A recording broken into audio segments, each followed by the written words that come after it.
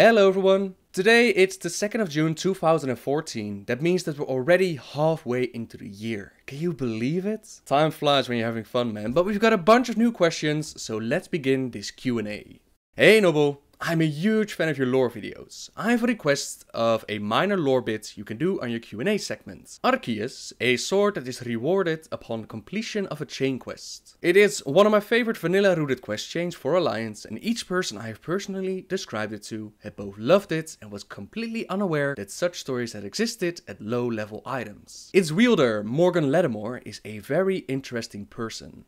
Many won't know the name Morgan Ladimore, but plenty of Alliance members will remember the horrible elite known as Mor'ladim. Especially during classic WoW, this elite would kill poor innocent newbies who were just trying to level up and explore the world. In life, Mor'ladim was called Morgan Ladimore, a great and noble knight who fought in defense of the innocent, the poor and the afflicted. For many years he worked diligently throughout the outlying areas of Azeroth, bringing relief to the suffering and swift justice to evildoers. He was married to a young girl named Liz in the summer of his 18th year. They were much in love with each other and would eventually produce 3 children, a son and 2 daughters. Morgan was 32 when war broke out in Lordaeron, and he was called to the side of the legendary paladin Uther the Lightbringer to fight against the orcs and the undead. Leaving his wife and children in the safety of his home, Morgan left for war. The years passed and the war dragged on, and Morgan would witness many horrific events, including the disbanding of the Paladins of the Silver Hand, the death of Uther, and the spread of the plague. The only thing that kept him from the brink of madness was the knowledge that he would someday be reunited with his wife and children. Morgan would eventually return to his homeland, but find it nothing like how he remembered it. The once verdant forest was corrupted and teemed with the undead and other dark forces. Destroyed houses and farms could be found everywhere, and the cemetery near Raven's Hill now dominated much of the area. A shocked and bewildered Morgan eventually made his way to his home, only to find it in ruins. Not knowing what had befallen his homeland, he headed towards the village to find answers and, he hoped, his wife and children. Morgan asked about his family, but he could not find any answers. A priest in Darkshire, as it was now called, said that he might search the cemetery at Raven Hill for a gravestone. Morgan refused to believe that his family was dead and continued to search every farm and house in Duskwood, but to no avail. He then rode from Darkshire to nearby Lakeshire, thinking that perhaps his family had fled. On his way there, he decided, against his better judgment, to stop by the Raven Hill cemetery. Hours he spent walking amongst the gravestones. He recognized many names of people that he knew, and he became more and more distraught. Then he saw them, a small, untended plot amongst the many, with 3 small gravestones. A feeling of dread washed over him as he approached. Morgan brushed off the dust of the most prominent gravestone to reveal the name on it. Simply carved upon the grave, letters spelled out his worst fear. Liz Ladimore, beloved wife and mother. Morgan's apprehension turned to dismay and then to grief, and he fell to his knees weeping. For hours he stared at his one grave, begging the cold stone for forgiveness and sobbing apologies. Then, hours later, something in him snapped and he began to lash out. He brought his sword out of his scabbard and he began to rain blows on the gravestone, screaming in rage. Blind in his fury, he lashed out and swung wildly, catching the notice of a trio of the cemetery's attendants. As they tried to restrain him, he turned his focus to them, hurling accusations of guilt upon the innocent attendants, and he killed them all. When the rage had passed, realization crept into Morgan's mind, and he saw his bloody sword driven into the chest of one of the attendants. Driven to the brink by his emotions, he removed his belt knife and plunged it into his heart. Morgan Ladimore's body and the 3 bodies of his victims were found the very next day. He was quickly buried without ceremony in a hastily dug grave on the outskirts of the cemetery. Because Morgan committed murder against innocents, something that went completely against his belief and his nature, and because of the grief that he held in being unable to save his family, Morgan could not die a peaceful death and lived on as one of the restless dead. Only days later, his grave was disturbed and his body could not be found. The being that was Morgan now wanders Duskwood, consumed by grief over the loss of his wife and children and his own self-hatred. Mor'ladim, as he now calls himself, roams Duskwood with mindless vengeance and hatred and has been known to commit murder indiscriminately. Unknown to Morgan was that one of his children had actually survived. Sarah Ladimore, member of the Night Watch in Duskwood, gives you a ring and asks you to place it upon Morgan's grave, so that he might know that she's okay and that none of them hold her responsible for what happens. When you place the ring on his grave, Morgan shows up and says, "Sarah, could it be she's still alive? The weight is removed from my shoulders. Take my sword, Arceus. As my soul is put to rest, I have no more need for it. It was forged to do good, and though I have proved myself unworthy to hold it, perhaps you will carry on the light through it." And with that, Morgan's spirit is finally at rest. You were right, this is indeed quite a nice story for such a low level item. Hopefully you will answer this one, Noble. Where are the Harpies coming from? Aviana's children have a relation with some old god stuff again, like centaurs and Cenaria's son story. Also, the Harpies in the Northern Barrens, they shouted Rexar's ally, murderer when I aggro. What's Rexar got to do with them? The origin of the Harpies is uncertain. We know that they originally come from the Stone Talon Mountains, but these days they spread across the world and you can almost find them in any location. So it's entirely up to speculation what their origin is. Some speculate that Harpies descend from a group of female night elves who betrayed Queen Azshara, and they were cursed as punishment, but according to Bran Bronzebeard's research, Harpies are descendant from Aviana. Aviana is a demigod and looks very similar to the Harpies. Perhaps some night elves, they were so devoted to her that they offered themselves up and they were transformed. The same happened to the followers of Cenarius. They joined the Emerald Dream and they were also turned into different beings. Perhaps this is what happened to the Harpies. It could also be that there's a different reason as to how the Harpies came to be. We simply don't know. The reason why the Harpies are shouting at you is because during Warcraft 3 there was a campaign with Rexar called the Founding of Durotar. In this campaign, Rexar was put on the quest to kill a bunch of Harpies, and apparently these Harpies, they recognize you as Rexar's ally and they want you dead. Greetings, warrior. I am Nazgul, captain of the War Chief's security force. We've been having problems with the indigenous creatures attacking our borders. Perhaps you can help. The Harpies of the northern foothills have been ransacking our supply caravans for weeks. If you can find their lair and put an end to their rampage, I'll see to it that you're rewarded. It was foolish of you to come here. We are not afraid of you orcs. We won't let you chase us out of our lands. I never intended to chase you out. I intend to bury you here. Sweet. Hey Noble! Who was Kalytha from the haunted locket you can buy in Azshara? Smiley face. Your videos are awesome as always. Winky face. Kalytha was a student from the Manor Academy, and this was an ancient highborn academy which was the first to study the arcane arts way back when, even before the Well of Eternity imploded. They first discovered the potential of the magical energy seeping from the Well of Eternity, but they also realized that they would have to be very cautious with this power. As you might know, Queen Azshara and some of her highborn, they were not so cautious with the well, and abusing the powers of the well drew the attention of the Burning Legion. Azshara welcomed the coming of Sargeras. She allowed thousands upon thousands of demons into our world, but some highborn did not agree with the road she'd taken. When the Legion attacked the academy, they decided to create a magical shield around themselves, and they powered up a Sarkhan stone. This stone is used to redirect the ley lines of magical energy, so it was able to draw away energy from the portals through which the demons were flooding into Azeroth. Archmage Selwyn told Kalytha to swim to the bottom of the lake and bury the stone deep under the center arc. With any luck, the demonic invaders would not discover this stone, so the stone could keep on draining that energy, weaken the portals, halt a little bit of the invading forces, and this would buy the world some time to fight the Legion and possibly even stop the invasion completely. So Kalytha and those who helped to create this stone, they gave their lives to weaken the portals, and for those that really want to look like Kalytha, both Alliance and Horde, you can buy the Haunted Locket for around 5,000 gold in Azshara. How did Kalecgos become the aspect of magic? Was he contacted by the Titans, or who the hell chose him and gave him powers? And should there not be a new aspect of the Earth now when Deathwing is dead?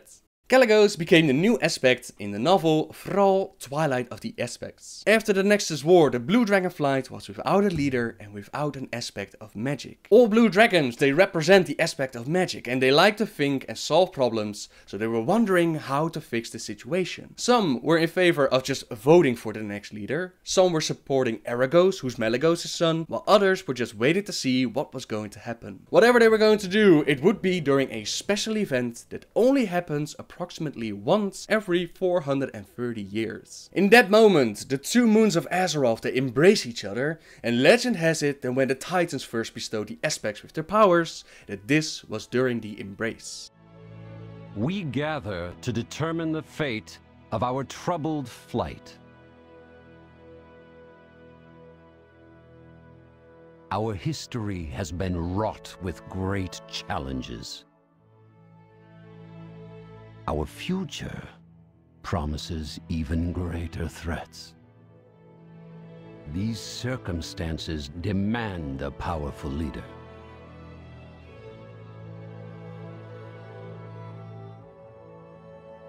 I was raised at the feet of my father. I watched as he steered us through adversity, never flinching from difficult decisions. Some called my father mad, but even in his darkest hours, his vision was clear. He put the needs of this flight first and foremost. He sought to consolidate our rightful power, fortifying us for the cataclysm that he saw coming.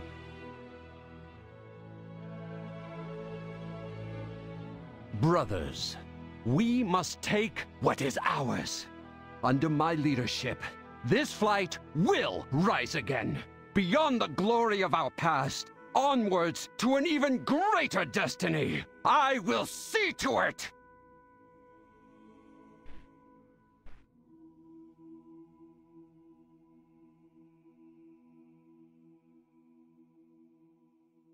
Brothers, sisters, Kalecgos speaks of our troubled past.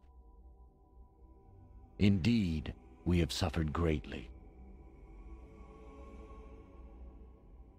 But I would contend that we are at least partly to blame for the scars we bear. Let us turn from our old ways. Let us not seek to extinguish magic from the world, but to use it responsibly for the benefit of Azeroth and all its inhabitants.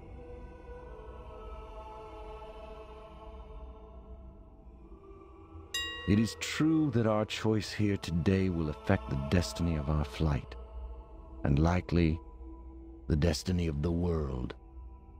May the Titans guide us. May we be inspired to choose with wisdom. As the White Lady held the blue child, a glow spread out across all the blue dragons. Kalecgos shouted that he should become their leader, that he should get this power, but the rest of the flight simply ignored him. They chose to embrace this moment and behold the beautiful and magical event. They all ignored Kalecgos and the glow shifted from all of them towards Kalecgos. The blue dragonflight had not chosen him with their minds, not by voting, but with their heart, and they realized that he was the right one to lead them all. Kalecgos was furious about this, since he was secretly working for Deathwing, but that's a whole story on its own. Fools! Neltharion, take you all! Now the thing about a new aspect of Earth, with Deathwing being dead and all, that's entirely up to speculation. It seems to me like these powers granted by the Titans were only there until the aspects had fulfilled their destiny. At the end of the Cataclysm, with Deathwing defeated, Alexstrasza claims that they've done exactly that and they've now lost their aspect powers. It's a bit of a crappy ending in my opinion, since there are still old gods out there to fight, there's still a world to protect, and why was defeating Deathwing the reason for their powers in the first place? The only reason why he became such a powerful tool of the old gods was because of those powers granted by the Titans. So if the Titans had never given him his powers in the first place, then the aspects would never have a destiny, and you create a whole big loop which is a big mess at the ending of the Cataclysm. Now long story short, I simply doubt that they'll bring back the aspect of Earth, since they closed off the chapter of the aspects and we're now in the age of mortals. Does that mean that it's impossible? No, of course not, but for now, we're done with that storyline. Alrighty, final question time. What happened at the Wrathgate exactly? Also, could you do a video on the Scourge going to Northrend and the lore behind each place there? The second part of your question is a little bit too big to cover in this video or single video, but I'll keep it in mind and we might use it later on. Now what happened at the Wrathgate? Well, to make this a little bit easier, let's first look at the cinematic.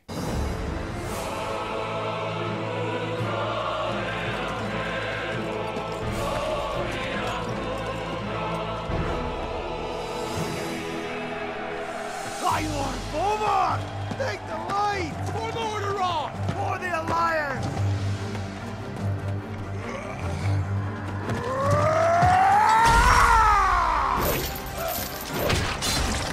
Back, you mindless wretches!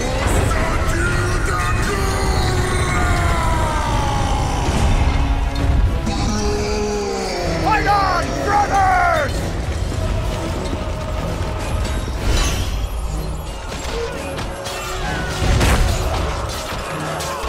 Rise up, sons of the Horde! Blood and glory await us!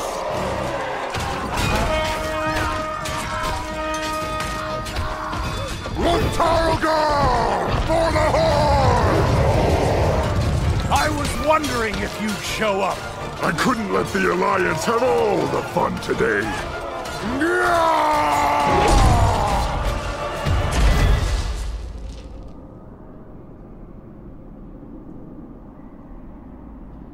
Arthas! The blood of your father, of your people, demands justice! Come forth, coward, and answer for your crimes!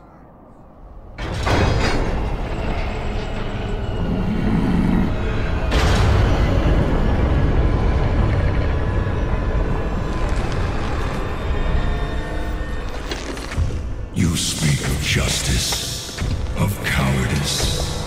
I will show you the justice of the grave and the true meaning of fear. Enough talk! Let it be finished!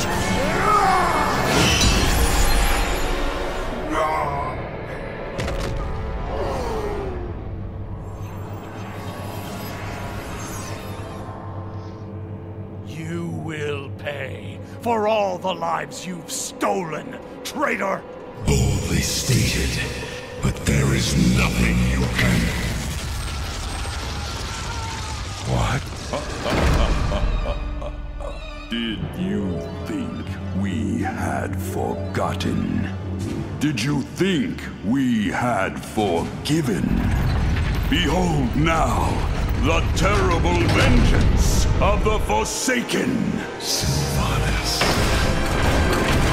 Death to the Scourge! And death to the living!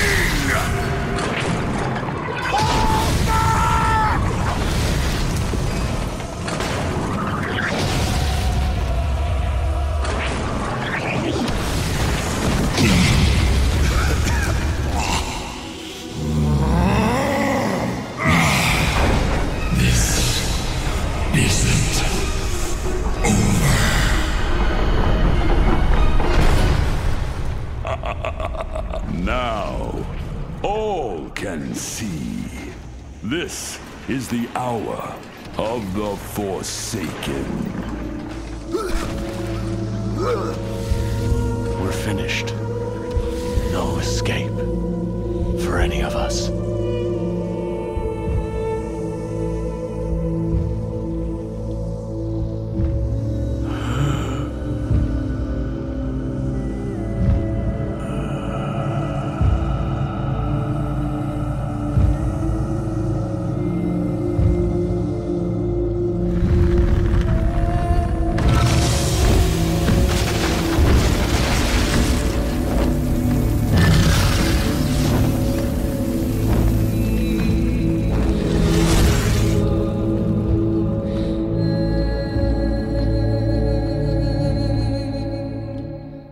The Horde and the Alliance, they teamed up against the Lich King, with Bolvar 4 Dragon leading the Alliance troops, while Drenosh Saurfang led the Horde. Unknown to all of them was that Sylvanas had a Forsaken working on a plague which would destroy both the living and the undead. Sylvanas is a creation of the Lich King, a former High Ranger whose soul had been ripped from her body and forced to obey Arthas. She managed to regain control again and would do anything to get her revenge, but she was betrayed. The Dreadlord of Varimafras, he teamed up with the Grand Apothecary Putris and several members of the Royal Apothecary Society. Putris and his society, they were the ones who've been working on the plague, and they allied themselves with Varimafras, who was never truly loyal to Sylvanas. They attacked both the Alliance and the Horde at the Wrathgate, and then they took the Undercity from Sylvanas, and what followed was the battle for the Undercity. The Alliance, they teamed up with Varian and Jaina, and Varian at this point he was pissed. Bolvar, been a long-time friend and hero amongst the Alliance, he had even helped rule the city while Varian was away, so losing him was a big deal and it hurt Varian a lot. Varian went in with the desire for revenge, and at the same time they could retake Lordaeron for the Alliance, since Lordaeron was originally a human city. The Horde teamed up with Sylvanas and Thrall, and they went in to retake the city for Sylvanas. In the end, they faced off against the Dreadlord Varimafras, who's been busy for years of trying to summon his master into our world. Need more time. The master is near. I cannot hold. Destabilizing. You have failed me, Varimafras.